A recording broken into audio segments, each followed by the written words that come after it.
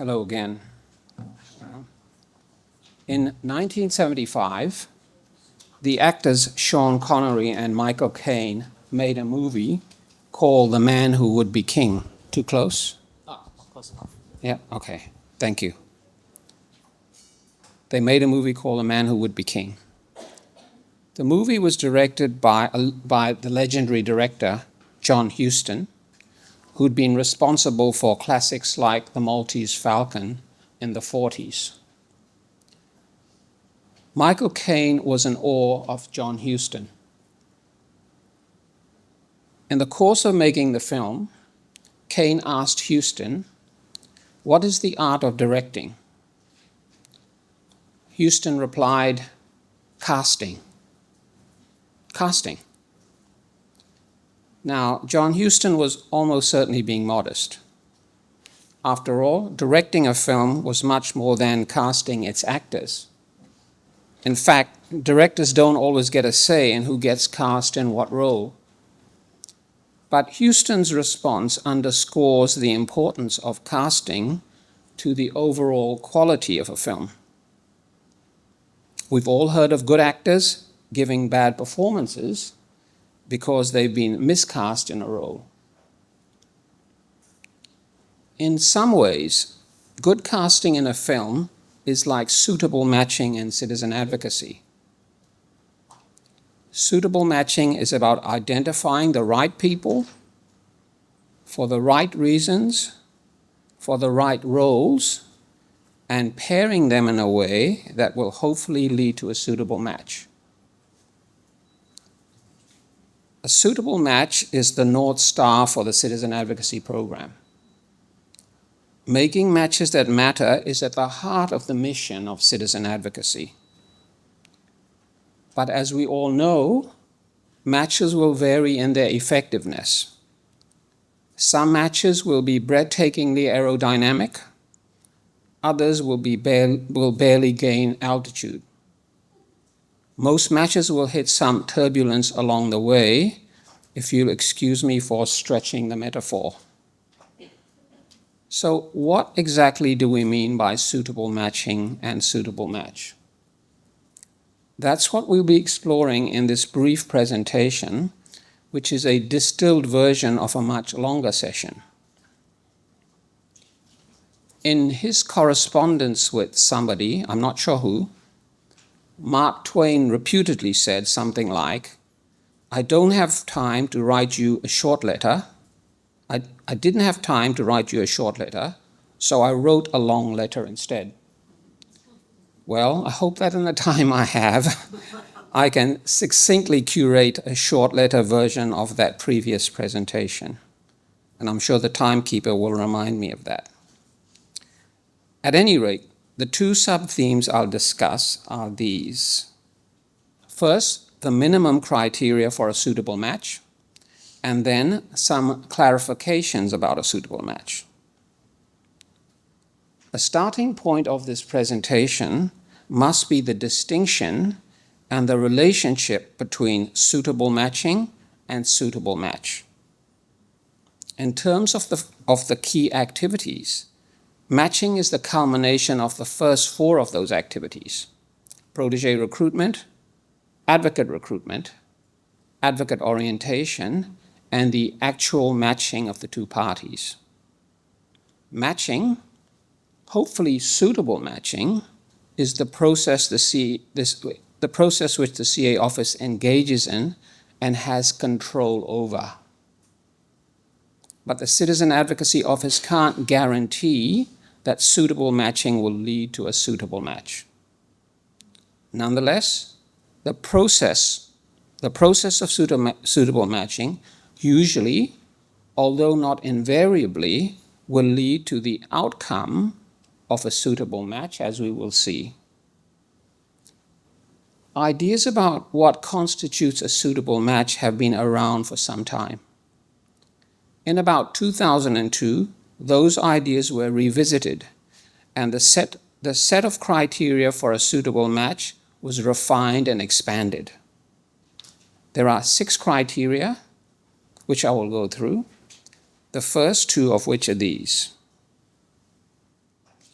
Notice that the title refers to minimum criteria, a point to which I'll return. These first two criteria, unlike the remaining four that I'll get to, these first two criteria relate to the matching functions of the CA office. Firstly, there's a relevant match between the identity and competencies of the advocate and the identity and needs of the protege. Or to put it another way, what is needed and what can be potentially provided must more or less go together. If the need is for spokesmanship, if the protege's need is for spokesmanship, then the advocate should have qualities such as the ability and willingness to speak out on behalf of the protege, a positive image, other resources such as connections and some semblance of power, and so on. It becomes a futile exercise of squaring the circle if we ask a person who lacks spokesmanship skills to take on that task, obviously. The second point has to do with roles. Of course, generally speaking, the people in a match assume the umbrella roles of advocate and protege. But in any given match, they will also occupy specific derivative roles. Those are the kinds of roles I'm referring to here. So there must be a reasonable fit between the specific roles of the protege and the advocate in relation to each other, but also the advocate's role in relation to the advocacy. That requires some explanation. Before we go further, though, a qualification. In any particular match, a protege is likely to have a number of needs that require address. So given that probability, we can expect that the roles that the advocate and protege assume will be varied and variable, especially over time. But to keep things hopefully clear and simple, in the examples I want to give, I'll use the shorthand of only referring to one or two protege needs, and correspondingly, just a couple of advocate and protege roles. Keep that in mind, please. So, mindful of that, we can explain the essence of point 2 by referring to a role-role fit and a role-function fit. Let's look firstly at the role-role fit. Based on the needs of the protege, there must be a role-role fit. That is, in a given match, the role of the advocate and the role of the protege must fit or complement each other. If the protege's need is for spokesmanship, then the appropriate role of the advocate would naturally be spokesperson. The role of the protege may be encapsulated by a catch-all term like represented person. Someone, I made that up by the way, so, okay. Represented, someone who is vulnerable to harm and in need of representation and spokesmanship. Conversely, there can be a role-role mismatch if the advocate is not assuming the role of spokesperson, even though the protege needs spokesmanship and is appropriately in the role of represented person. Perhaps the advocate, because of poor matching, only wants to be a friend to someone who really needs a spokesperson. And of course, by then, pushing the advocate, who is in a friendship role, into the forced marriage of acting as a spokesperson can be hugely problematic, and on many levels. Another scenario is that the advocate is in the role of spokesperson, is in spokesmanship mode, but the protege is not in the role of represented person because the protege doesn't need spokesmanship. Or perhaps spokesmanship is needed, but someone else is already providing it. This example is what we call a purely expressive relationship. The advocate and the protege are in the complementary roles of friend-friend. The second element is the role-function fit. The role-function fit meaning that in a given match, the role of the advocate must be consistent with the advocacy function or remit. Excuse me for stating the obvious, but to state the obvious, the advocate who is assumed or has been assigned the role of spokesperson is expected to undertake that function and not something else. Now, the role fit and the role-function fit are unlikely to occur if there is a mismatch under the first criterion, the first one there. Those then are the first two criteria. I'll go through the remaining four relatively quickly. The third criterion for a suitable match. The advocate is in the right mindset and mode and is willing, rather than lacking commitment, to address the needs of the protege. The advocate is someone who's prepared to step up, not step back. We emphasize third parties here because in the course of representing the protege's interests, the advocate must be prepared to engage with certain third parties, such as the protege's service providers. And the fourth criterion, the watchwords are some, important, and addressed. The advocate at least addresses some important protege needs. Not all important protege needs, not all trivial needs, or even some trivial needs, but some important protege needs. A suitable match, then, is not one in which the advocate is expected to realize the impossible goal of addressing all of the protege's needs. No one person can do that for another, I would suggest. Another word to note is address. Addressing a need is interpreted as something like taking relevant action, rather than invariably achieving the desired outcome. This is a significant distinction, which I'll return to shortly. The fifth criterion for a suitable match. The advocate is confident and comfortable about the match and the advocate's role in it. This criterion requires a nuanced explanation to avoid misunderstanding. Specifically, I want to make 2 points. Firstly, it's important for the advocate to believe that there's something fitting about the match in order to remain faithful and tenacious. After all, discontinuations of matches are usually initiated by the advocate. The second point, probably the more controversial one. The second point I want to make is in response to a potential elephant in the room question. That is, what about how the protege feels about the match? Doesn't that matter?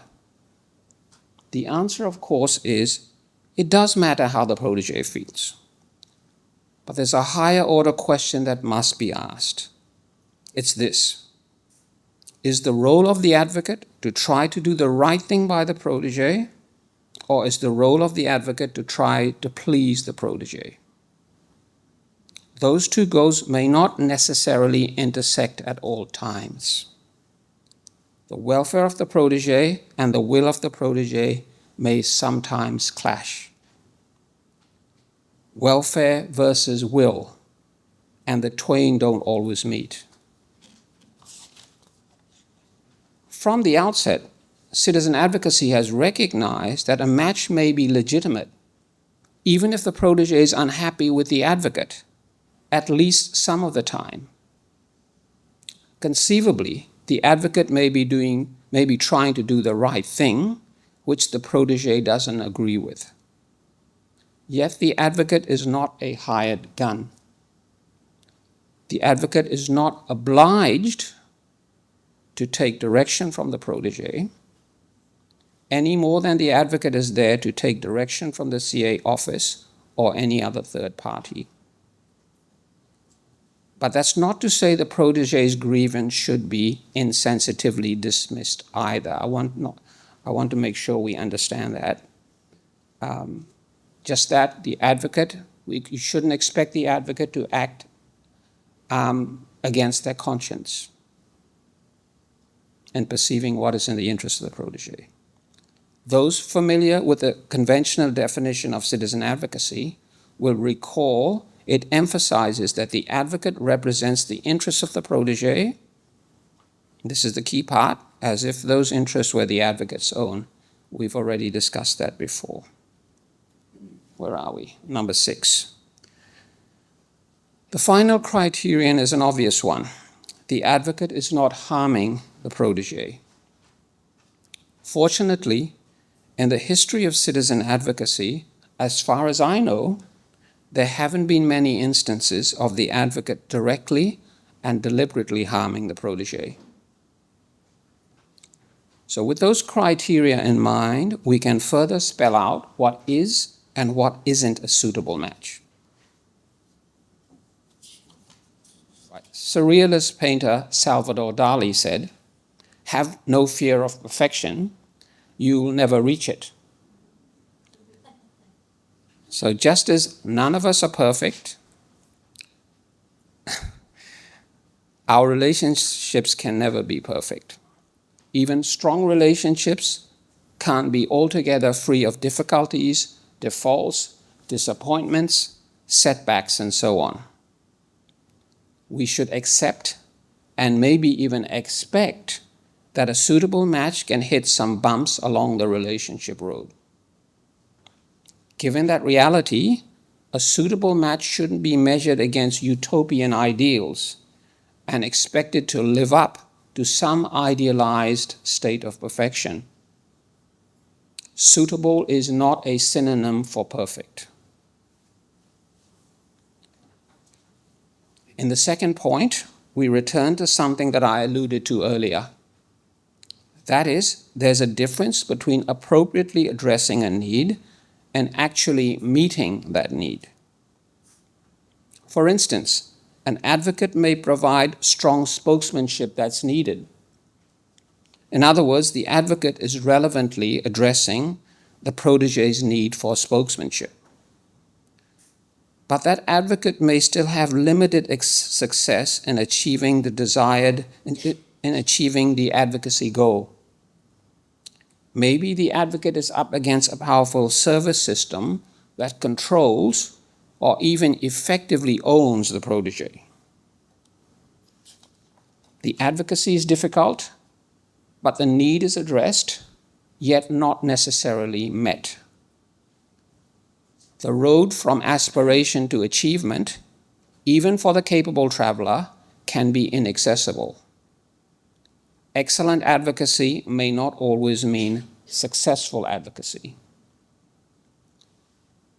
We should also keep in mind that some people have suffered and may still be suffering from wounds that have been inflicted on them with great intensity or frequency.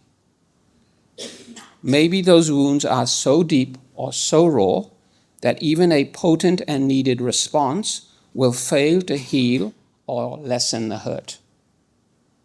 Take, for instance, a protege who's been deeply wounded by relentless rejection from others. That person may have pulled up the emotional drawbridge and will no longer let anyone in. And that sense of relationship insecurity may not change, despite the ongoing presence and sincere care of an advocate. So it's the appropriate address of some important protege needs, rather than invariably successful outcomes, that should be a key indicator of a suitable match. A suitable match doesn't suggest that the match has reached its apex of potential.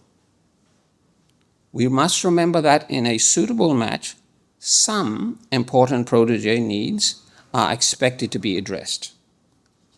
That criterion, coupled with the reality that some proteges will have many significant needs, means that a match may be suitable, yet remain capable of achieving a lot more.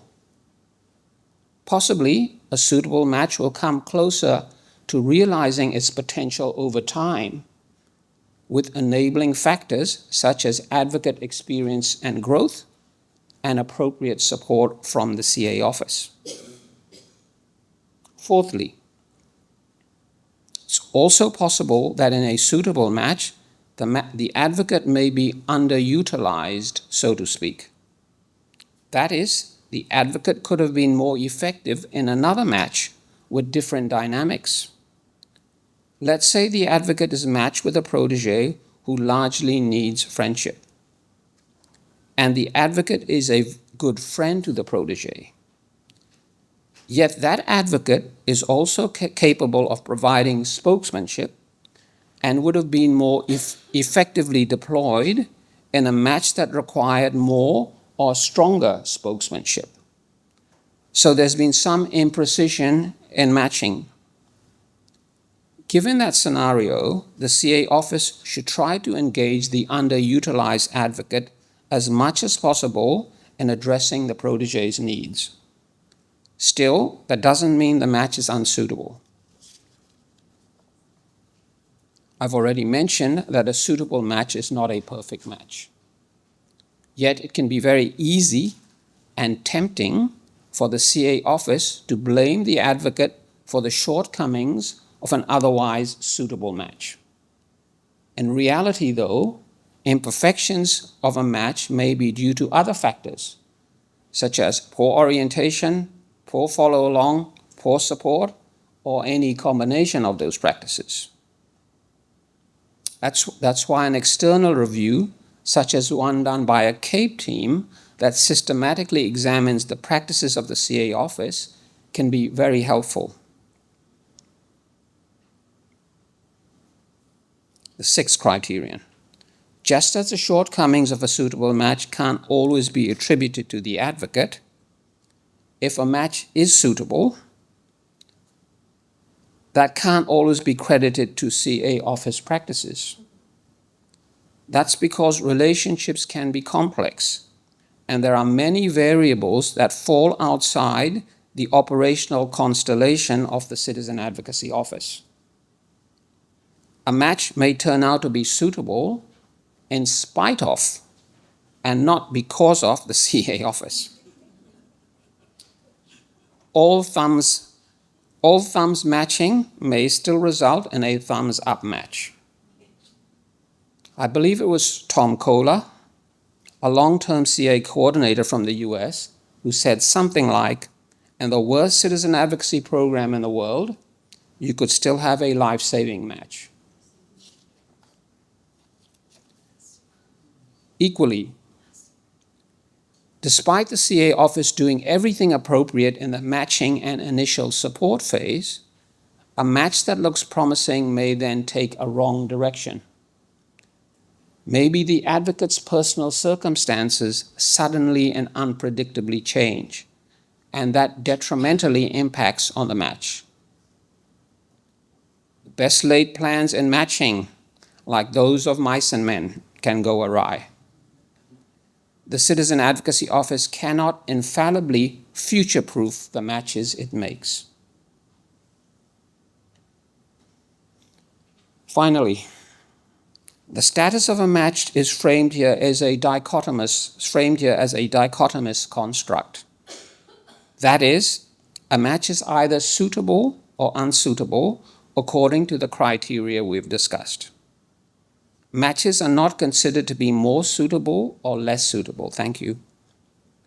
Of course, within the range of suitability, there'll be matches that are excellent. And on the other end of the spectrum, there'll be matches that fall far short of the ideal, but still remain inside the margin of suitability. In other words, even suitable matches can be way, way below optimal. The construct of a suitable match, then, is to help us distinguish between matches that are suitable and those that are not. It's not intended to encourage or legitimize mediocrity. If a program has many suitable matches, but those matches just scrape into the range of suitability, then that program may want to rethink its bragging rights. I conclude with the obvious observation that for CA office staff, making suitable matches is an ongoing challenge. We all stumble along the way. Indeed, at times, it may seem like an Everestian climb, but if you can get to the summit, the view is truly worth it. Thank you.